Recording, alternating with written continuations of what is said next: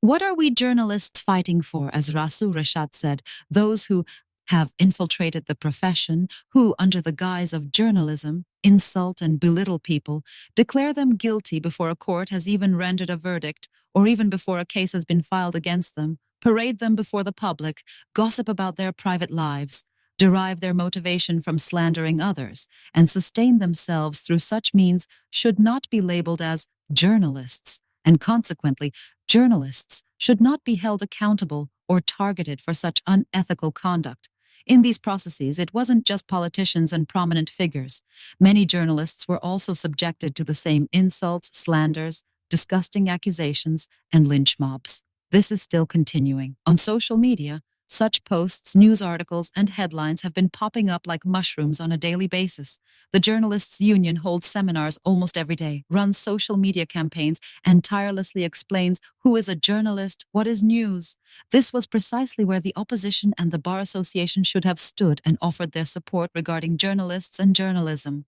It was about standing by those fighting tooth and nail to protect the honor of journalism. However, this was the hard part. Under the pretext of, let's not become a target, let's not lose our appetite, not only was this nuance ignored, but many parties even supported this ugliness, this disinformation carried out under the guise of journalism. The enemy of my enemy is my friend was the mantra. This includes some opposition parties outside of Parliament. The profession was eroded. It was clear what journalism was, but what it was not remained unclear, or rather, it was not meant to be understood. Journalists were portrayed as the culprits behind this ugly order on social media. They were held responsible, and the solution was found in silencing them. With the amendment to the Penal Code, the distinction between an ordinary citizen and a well-known public figure was eliminated, and a massive black umbrella was held over the government through the Bar Association. Let them not be seen, let their names not be heard, let their faces not be remembered, it was said. Publishing the photos and names of ordinary citizens in court corridors during judicial proceedings is, no matter how you look at it, a matter of conscience and ethics. As it stands, many newspapers, including ours, already refrain from doing this out of commitment to the right to a fair trial and the presumption of innocence. However, we do so by making that distinction of a public figure, a concept found in the case law of the European Court of Human Rights but non-existent in any other country in the world. Who is a public figure? Elected politicians, the bureaucrats they appoint, and those with the power to use public resources and make decisions that affect the lives of the public. Judicial proceedings that involve these individuals concern the entire society, and their transparent dissemination to the public serves the public interest. Under the guise of the presumption of innocence, the aim is to shield these individuals from scrutiny and remove them from public oversight. I doubt the government could have come up with such a brilliant formula, even if it had thought about it for 40 years. Thankfully, the Bar Association came to the rescue and created this law. On top of that, it proposed a 1-year prison sentence for a journalist, because the reports of a handful of investigative journalists had thrown the government into disarray. Those who should have resigned 10 times over in democratic countries were disturbed by the exposure of this disgraceful system. The mainstream media had begun to dominate the headlines, but the desired outcome still hadn't been achieved.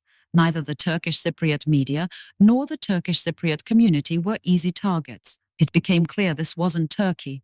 The task was difficult. There was only one way: silence them. The process began with amendments to the criminal code and the cybercrime law. It continued with lynch mobs, insults, threats, and intimidation. To cut off the lifeline of the independent media, which was already economically cornered, every available tool was put to use. Then came cyber attacks, the removal of news content, and the forced closure of websites. They wiped out years of hard work and the workers' livelihoods. They left media organizations facing closure. The struggle continues, but somehow this too has been overcome. After all, they were up against journalists, writers who would etch the truth into stone and bring the news to the public. They were the kind of people who would go door to door if necessary. Now the Bar Association stands in our way. It has effectively blocked any accountability from the government regarding the legislative changes, defending the provision with tooth and nail, and continues to do so. Thanks to this, the government can carry out its election campaign with ease. Then the Bar Association is eagerly absorbing all the backlash onto itself. It accuses journalists of wanting to photograph suspects and defendants whose guilt has not been proven, thereby interfering with their right to a fair trial. And the Bar Association president is blatantly spreading disinformation. Would the president of the Bar Association ever lie? Even though fighting against this squeezes one's heart, we are not giving up. We will not give up. Those who act as a shield for this government are taking steps toward the dustbin of history by sharing the same fate as the government.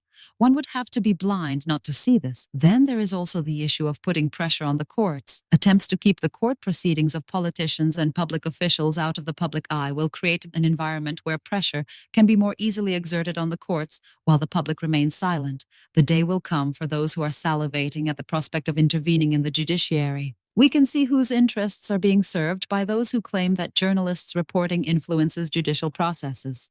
Media oversight of judicial proceedings is also a crucial pillar in safeguarding an independent judiciary. Where the pen and the camera's light shine, there is clarity. It exposes the intervention sought to be carried out in the dark. In other words, this is not merely a matter of the public's right to information, but a matter of judicial independence. Don't get your hopes up. We are not going to allow this.